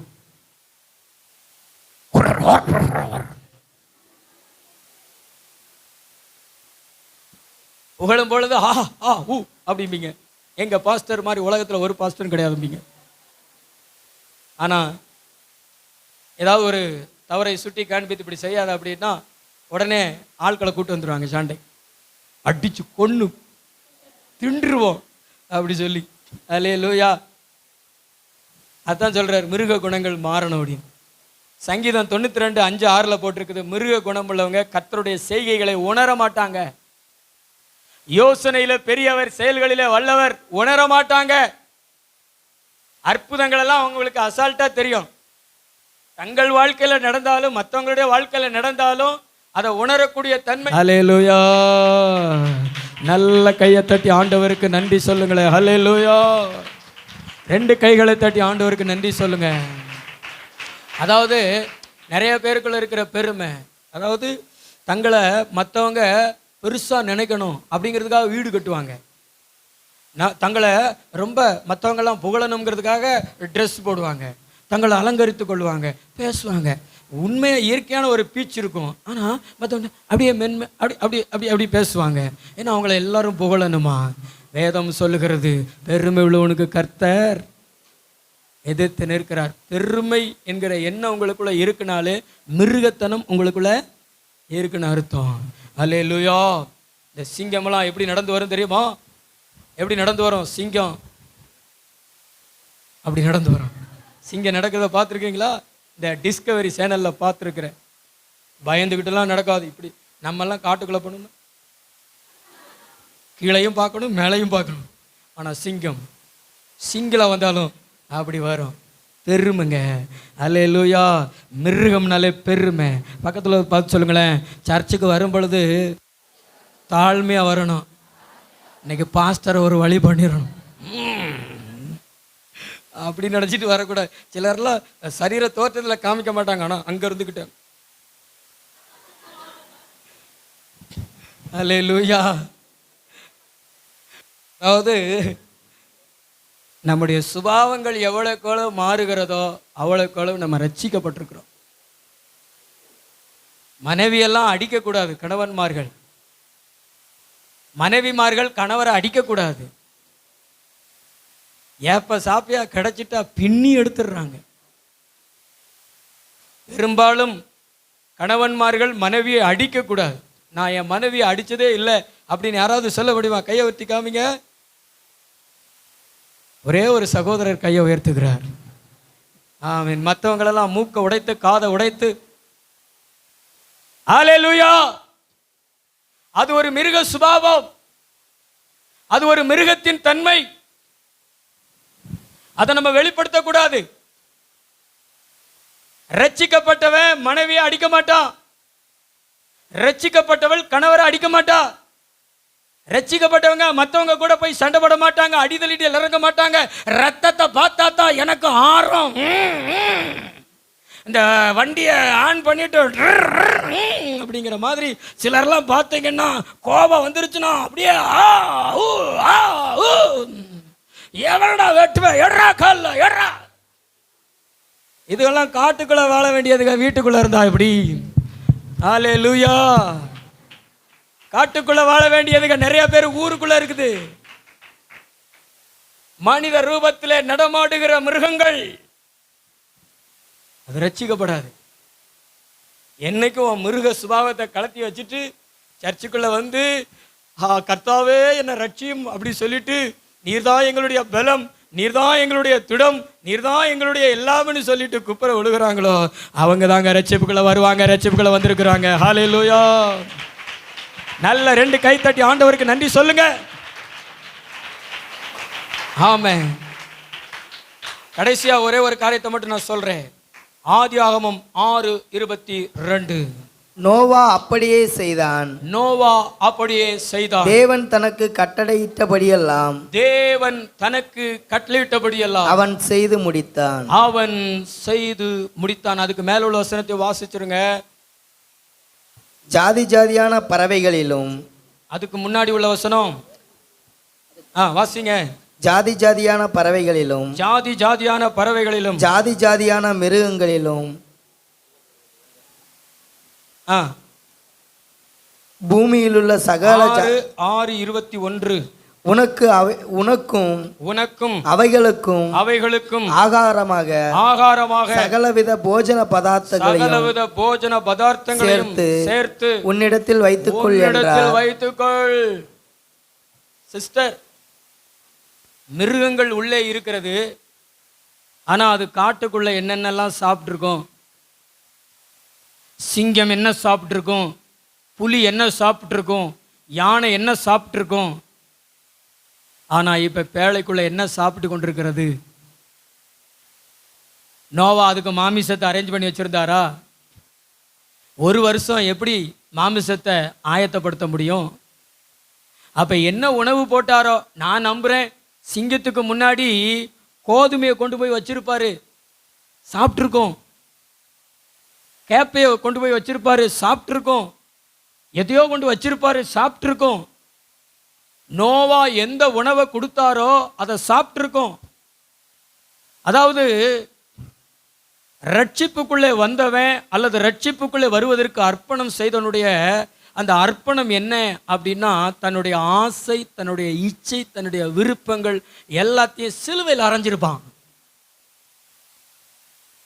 தேவன் தனக்கு கொடுத்த அதை மட்டும் அனுபவிச்சு வாழ்ந்து கொண்டிருப்பான். வேற எதுக்கும் ஆசைப்பட மாட்டான், வேற எதன் மேலையும் சிந்தையை வைக்க மாட்டான். தேவன் கொடுத்தது போதும், தேவன் கொடுத்தது போதும், தேவன் கொடுத்தது போதும், தேவன் ஆயத்தப்படுத்தினது போதும், தேவன் எனக்கு கையளித்தது போதும் என்று சொல்லி தேவன் கொடுத்ததையே தன் வாழ்க்கையில் அனுபவித்து கொண்டிருப்பான். தேவன் கொடுக்காதவைகள் எதையுமே நோக்கி பார்க்க மாட்டான். அப்போஸ்தலனாகிய பவுல் சொல்லுகிறாரு, பவுல் தன்னுடைய ஆசை இச்சைகளை எதிலே அறைந்திருக்கிறாராம்? சிலுவையில் அறைந்திருக்கிறார். இன்னைக்கு உங்க சரீரத்தை சிலுவையில் அறைந்திருக்கிறீர்களா? இந்த ஆசை இச்சைகளை அடக்கி கொள்ள எந்த மனுஷன் அர்ப்பணம் செய்திருக்கிறானோ அவன் தாங்க ரட்சிப்புக்குள்ள வந்திருக்கிறான், ரட்சிப்புக்குள்ள வருவான். மனுஷனுக்குள்ள அநேக விருப்பங்கள் இருக்கலாம், மனுஷனுக்குள்ள அநேக ஆசைகள் இருக்கலாம். ஆனா அதெல்லாம் அடக்கணும். பணத்தின் மேல ஆசை வரும், அடக்கணும். பெண்கள் மேல ஆசை வரும், அடக்கணும். ஆண்கள் மேல ஆசை வரும், அடக்கணும். பொருட்கள் மேல ஆசை வரும், அடக்கணும். லௌகிக இச்சைகளுக்கு இடம் கொடுக்க கூடாது. அல்லேலூயா. பக்கத்துல இருக்கிறவங்களை பார்த்து சொல்லுங்களேன், உலகத்தை அனுபவிக்கணும். இருக்கிறதெல்லாம் நல்லதில்ல, மற்றதெல்லாம் நல்லதா இருக்கிறது அப்படி சொல்லி அது இருந்தா நல்லா இருக்குமே, இது இருந்தா நல்லா இருக்குமே அப்படின்னு சொல்லிட்டு கிடைத்ததை நேசிக்காம கொடுக்கப்படாதவைகள் மேல சிந்தைகளை வைத்து, சொல்லுங்க, கொடுக்கப்படாதவைகள் மேல சிந்தைகளை வைத்து தன் வாழ்க்கையை நடத்தி கொண்டிருக்கிறவன் இச்சைகளுக்கு அடிமைப்பட்டவன். அல்லேலூயா. தேவன் நமக்கு ஏற்கனவே கொடுத்திருக்கிற எல்லாமே நல்லதுங்க. தேவன் உங்களுக்கு கொடுத்திருக்கிற எல்லாமே நல்லது. வேதம் சொல்லுகிறது, கர்த்தர் நன்மையானதை தருவார், உங்களுக்கு கொடுத்த மனைவி நல்ல மனைவி, உங்களுக்கு கொடுத்த கணவன் நல்ல கணவன், உங்களுக்கு கொடுத்த பிள்ளை நல்ல பிள்ளை, உங்களுக்கு கொடுத்த செல்வம் நல்ல செல்வம், உங்களுக்கு கொடுத்த வாகனம் நல்ல வாகனம், உங்களுக்கு கொடுத்த வீடு நல்ல வீடு, உங்களுக்கு கொடுத்த சரீரம் நல்ல சரீரம். என்னைக்குமே மற்றவங்களை பார்த்து ஆசைப்படுறாதீங்க. நிறைய பணம் சேர்க்கணும்னு ஆசைப்படாதீங்க. உலகத்தை அனுபவிக்கணும்னு ஆசைப்படாதீங்க. இயேசு தந்தது போதும். கர்த்தர் எனக்கு நன்மையானதை தந்திருக்கிறார்னு திருப்தி அடைங்க. இன்னும் கொண்டு வந்து தருவாரு. அவர் தர தர வாங்கி கொள்ளுங்க. ஆனா கொடுக்காதவைகளுக்காக ஏங்காதீங்க, முயற்சி பண்ணாதீங்க. இஸ்ரவேல் ஜனங்களுக்கு ஆண்டவர் கொடுத்த மன்னா நல்ல உணவு. ஆனா கூடாரத்துக்கு முன்னாடி காளைக்காக அழுதாங்க. இச்சை, மகிமை தெரியாது, மகத்துவம் தெரியாது. இன்னைக்கு இச்சைகளுக்கு இடம் கொடுத்து எத்தனை பேர் குடும்பத்தை உடைத்துக் கொள்கிறார்கள். குடும்பத்தில் எத்தனை குடும்பத்தில் சமாதானம் இல்லை. இச்சைகளுக்கு நீ இடம் கொடுத்தீனா இன்னும் ரட்சிப்புக்குள்ள வரல. சபைக்குள்ள வந்திருக்கலாம், சத்தியத்தை கையில் வச்சிருக்கலாம், ஆனால் இன்னும் ரட்சிப்புக்குள்ள வரல. ரட்சிப்புக்குள்ள வருகிறவன் ஆண்டவர் கொடுக்கறத மட்டும் வாங்கி சாப்பிட்றவன், அவன் தான் ரட்சிப்புக்குள்ள வர்றவன். நீ சிங்கமா இருக்கலாம், நீ புலியா இருக்கலாம், நீ கரடியா இருக்கலாம், நீ யானையா இருக்கலாம், நீ பூரானா இருக்கலாம், நீ யாரா கூட இருக்கலாம். ஆனா ஆண்டவர் உனக்கு தருவிகளை வாங்கி அதை சாப்பிட்டு வாழ்வதற்கு நீ அர்ப்பணிப்பாய் என்றால் நீங்க தான் ரட்சிக்கப்பட்டவர்கள், நீங்க தான் ரட்சிப்புக்குள்ள வந்திருக்கிறவர்கள். ஒருவேளை அதை வாங்கி சாப்பிடுவதற்கு கர்த்தர் கொடுத்ததோடு நம்ம வாழ்க்கையை நடத்துவோன்னு சொல்லி நீங்க சிந்தித்துக் கொண்டிருப்பீர்கள் என்றால் கர்த்தர் சொல்லுகிறார், அதுதான் ரட்சிப்புக்கு ஏற்ற அர்ப்பணம். ஹல்லேலூயா. பொருட்கள் மேல கண்ணு போச்சுன்னா ஒன்னு அபிஷேகம். ஆட்கள் மேல கண்ணு போச்சுன்னா அம்போதான் ஒன்று அபிஷேகம். ஆடை மேல கண்ணு போச்சுன்னா அவுட்டு தான் அபிஷேகம். இன்னைக்கு எத்தனை ஆசைகள், இச்சைகள். பணத்துல திருப்தி வர மாட்டேங்க ஆளுகளுக்கு. தூங்கும்போதும் பணம் தான் கனவு வருது. கோடீஸ்வரனாகணும், கோடீஸ்வரனாகணும். பேர்னா வச்சு விட்டுறேன் நான் உங்களுக்கு, கோடீஸ்வரன், கோடீஸ்வரின்னு. ஐஸ்வர்யம், இது கணம், இதெல்லாம் ஆண்டவரால் நமக்கு தர முடியாதவைகளா? அதெல்லாம் ஆண்டவர் தருவார். உங்களுக்கு தந்தா நீங்க பெற்றுக்கொள்ளுங்க. ஆனா அதை லக்கு வச்சு முயற்சி பண்ணீங்கன்னா நீங்க இச்சைகளுக்குள்ள தள்ளப்பட்டுறீங்களே. ஞானம், கவனம் நமக்கு ரொம்ப தேவையாக இருக்கிறது. ஆமென். ஆசை இச்சைகளை அடக்கிக் கொள்ள அர்ப்பணம் செய்யுங்கள். ரட்சிப்புக்குள்ளே வாருங்கள். வாலிப பிள்ளைகளெல்லாம் இச்சை அடக்கத்திற்கு உங்களை அர்ப்பணம் செய்யுங்கள். யோசேப்பு மாதிரி, பிரதர் யோசேப்பு மாதிரி அர்ப்பணம் செய்யுங்க. நான் சொல்கிறேன், நீங்கள் இச்சைகளை அடக்கி கொள்வதற்கு ஒரே ஒரு காரியத்தை நீங்கள் செஞ்சீங்கன்னா நல்லா இருப்பீங்க. இந்த செல்ஃபோனில் மூஞ்சி புஸ்தகம்னு ஒன்று இருக்குது. என்ன புஸ்தகம்? மூஞ்சி புஸ்தகம். அதுக்கு பேர் இங்கிலீஷில் ஃபேஸ்புக்கு. ஆமென். அதுக்குள்ளெல்லாம் போகாமல், அதெல்லாம் உபயோகப்படுத்தாமல் வாட்ஸ்அப்புன்னு ஒன்று இருக்குது, அதெல்லாம் யூஸ் பண்ணாமல் நீங்கள் கவனமாக ஞானமாக நடந்துக்கிட்டீங்கன்னா நிச்சயமாக சொல்கிறேன், இச்சை அடக்கமுள்ளவங்களாக இருப்பீங்க. ஏன்னா இச்சைகளை தூண்டுவதற்கு பிசாசு பயன்படுத்துகிற ஒரு சில ஆயுதம் இப்போ சமீபமாக பயன்படுத்துகிறது நெட்டு, இணையதளம். அல்லேலூயா. டிக்டாக், டிக்டாக் அதெல்லாம் நீங்கள் பார்க்குறவங்களா இருந்தீங்கன்னா பொட்டு பொடுக்குன்னு போக வேண்டியதான். ஆமென். அல்லேலூயா. அது ஒரு அடிமைத்தனத்தின் ஆவி. அதே மாதிரி அதிலே நிறையா இருக்குது, நிறையா இருக்குது. நான் எச்சரிக்கைக்காக சொல்கிறேன். கர்த்தருக்கு ஸ்தோத்திரம். அதெல்லாம் உபயோகப்படுத்தாதீங்க. ஃபேஸ்புக்கில் பெண்கள்லாம் அக்கௌண்ட் ஓப்பன் பண்ணாதீங்க. ஏதாவது ராங்கு நம்பர் வந்துச்சுன்னா தெரிஞ்சவங்க ஃபோன் போட்டிருப்பாங்க, அதுக்கெல்லாம் ஃபோன் போடுறது கிடையாது, இதுக்காவது ஃபோன் போட்டிருப்பாங்கன்னு. ஆனால் அது பேர் இல்லாத ஒரு நம்பர் வரும், அதை மறுபடியும் ஃபோன் போட்டிருப்பாங்க. யார் போட்டிருப்பாங்க, யார் போட்டிருப்பாங்க? ராங்கு நம்பர்லாம் நீங்கள், அதாவது உங்களுக்கு தெரியாத ஃபோன்லேருந்து வந்துச்சு அப்படின்னா மறுபடியும் அதை நீங்கள் ஆன் பண்ணாதீங்க. ஏன்னா நிறைய சாத்தான்கள் ஃபோன்களை தான் அதிகமாக பயன்படுத்துகிறது. ஹல்லேலூயா. ஆண்கள் குரல் பேசுனா வச்சிடுறது, பெண்கள் குரல் பேசுனா அப்படியே பேசி மனதை மயக்கி நிறைய பேருடைய வாழ்க்கை பாழாக்கப்பட்டிருக்கிறது. ஃபேஸ்புக்கில் எல்லாம் அக்கௌண்ட் வைக்காதீங்க. யாராவது பொம்பளை பிள்ளைங்க ஆம்பளை பையங்க அதெல்லாம் நீங்கள் க்ளோஸ் பண்ணிங்கன்னா நீங்கள் க்ளோஸ் ஆகாமல் இருப்பீங்க வாழ்க்கையில். ஆமே, நான் சொல்லுகிறது ஆமேனா கைத்தட்டி ஆண்டவருக்கு ஒரு நன்றி சொல்லுங்கள். ஆமே, ஹல்லேலூயா. ஏன்னா நம்முடைய சந்தோஷத்தை விட நம்முடைய ரட்சிப்பு நமக்கு ரொம்ப முக்கியம், நம்முடைய ஜீவன் நமக்கு ரொம்ப முக்கியம், நம்முடைய எதிர்காலம் ரொம்ப முக்கியம். இந்த 3 காரியத்தை நீங்கள் மனதில் பதித்து கொள்ளுங்கள். முதலாவது நான் சொன்னதை ஆவிக்குரிய உறவிலே இணைந்திருக்க அர்ப்பணம் செய்யுங்கள். 2வது சுபாவத்தை மாற்றிக்கொள்ளுங்கள். 3வது ஆசை இச்சைகளை நீக்கிக் கொள்ள அர்ப்பணம் செய்யுங்க. பக்கத்துல பார்த்து சொல்லுங்களேன், ஆசை இச்சைகள் நிறைய தூண்டி விடுறான் பிசாசு, நிறைய தூண்டி விடுகிறான் பிசாசு. அதெல்லாம் அடக்கி கொள்ளுங்க. தேவன் கொடுத்ததை லைக் பண்ணுங்க, விரும்புங்க. ஒரே ஒரு உதாரணம் சொல்லட்டுமா? ஒரு பெரிய விழாவில், வெளிநாட்டில் நடந்த ஒரு பெரிய விழாவில் உங்களுக்கு பிடித்தமானவர்கள் யார் அப்படின்னு கேட்டிருக்கிறாங்க. நிறைய பேர் சொல்லியிருக்கிறாங்க, பிரபலமானவங்களை மைக்கேல் ஜாக்சன் எனக்கு பிடிக்கும், அந்த பாடகி எனக்கு பிடிக்கும் அப்படின்னு சொல்லியிருக்கிறாங்க. ஆனால் ஒரே ஒருத்தர் மாத்திரம் உட்காந்துருந்தாராம். நீங்கள் மட்டும் ஒன்றும் சொல்லாமலே இருக்கிறீங்களே, இந்த உலகத்திலேயே சிறந்தவங்க யார், உங்களுக்கு ரொம்ப பிடிச்சவங்க யார் அப்படின்னு அவர்கிட்ட கேட்டோடனே எந்திரிச்சு சொன்னாராம், என் மனைவி தான் உலகத்திலேயே சிறந்தவங்கன்னு சொன்னாராம். ஹல்லேலூயா. நீங்கள் எத்தனை பேருங்க அப்படி சொல்லுவீங்க? எத்தனை பேருங்க சொல்லுவீங்க? இச்சைகள் உள்ள இருக்கிறதுனால இருக்கிறது உங்களுக்கு அற்பமாக தெரியுது. நான் சொல்லுவேன், உலகத்திலேயே சிறந்தது தேவன் உங்க கையில கொடுத்தது.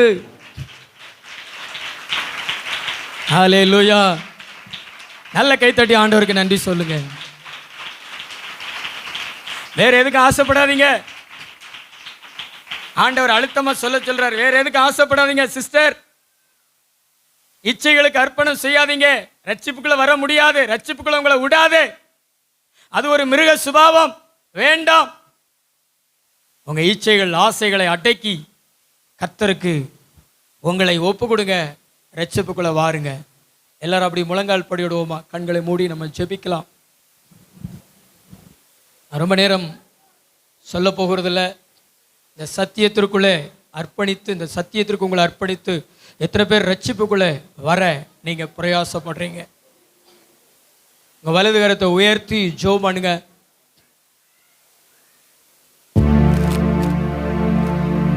பின்னாடி இருக்கிறவங்க எத்தனை வாலிப பிள்ளைகள் இச்சை அடக்கம் உள்ளவங்களா இருப்போம்.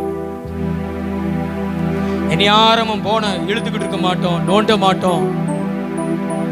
எத்தனை வாலிப தம்பிகள் நல்ல 2 கைகளை கூட உயர்த்தி காமிங்க. ஆவியானவர் வந்திருக்கிறார், இன்னைக்கு ஜெபத்துக்கு வந்திருக்கிறார். இன்னைக்கு ரட்சிப்புக்குள்ள வாங்க. இன்னைக்கு ரட்சிப்புக்குள்ள தேவன் உங்களை அழைச்சிருக்கிறார். பிரதர் சிஸ்டர், நோவா அழைக்கப்பட்டது போல, நோவாவோடு இருந்த மிருகங்கள் அழைக்கப்பட்டது போல இன்னைக்கு சபைக்கு வந்த எல்லாரையும் கர்த்தர் அழைத்திருக்கிறார். அர்ப்பணம் செய்யுங்க, அர்ப்பணம் செய்யுங்க. நல்ல 2 கைகளை தட்டி இயேசுவே அற்புதம் செய்யுங்க இயேசுப்பா, அதிசயம் செய்யுங்க இயேசுப்பா. நல்ல 2 கைகளை தட்டி ஆண்டவருக்கு நன்றி சொல்லுங்க. மகிமை மகிமை மகிமை மகிமை மகிமை மகிமை. வாலிப பிள்ளைகளுக்கு அந்த கிருபைகளை தாங்க, குடும்ப தலைவர்களுக்கு அந்த கிருபைகளை தாங்க.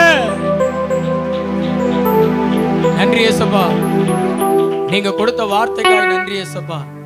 இந்த வார்த்தையில உங்க பிள்ளைகள் நிலைத்திருக்க, ரட்சிப்புக்குள்ளே வந்து ஆண்டவருடைய நாமத்தினாலே உங்க பிள்ளைகள் ஆசீர்வதிக்கப்பட தேவன் உதவி செய்யுங்கப்பா. இந்த வாரம் முழுதும் கூட இருங்க. சாத்தான் மரண ஆவிகள் யாரையும் தொடாதபடிக்கு வேலி அடைத்து காத்துக் கொள்ளுங்கப்பா. எல்லாரும் மேலே இயேசு கிறிஸ்துவினுடைய ரத்தம் தெளிக்கப்படுவதாகப்பா. சூழ்ந்து கொண்டு நடத்துங்க, ஆசீர்வதிங்க. இயேசு கிறிஸ்துவின் மூலம் ஜெபிக்கிற நல்ல பிதாவே, ஆமென். என் ஆத்துமாவே கர்த்தரை ஸ்தோத்திரி, என் முழுவதுமே பரிசுத்த நாமத்தை ஸ்தோத்திரி.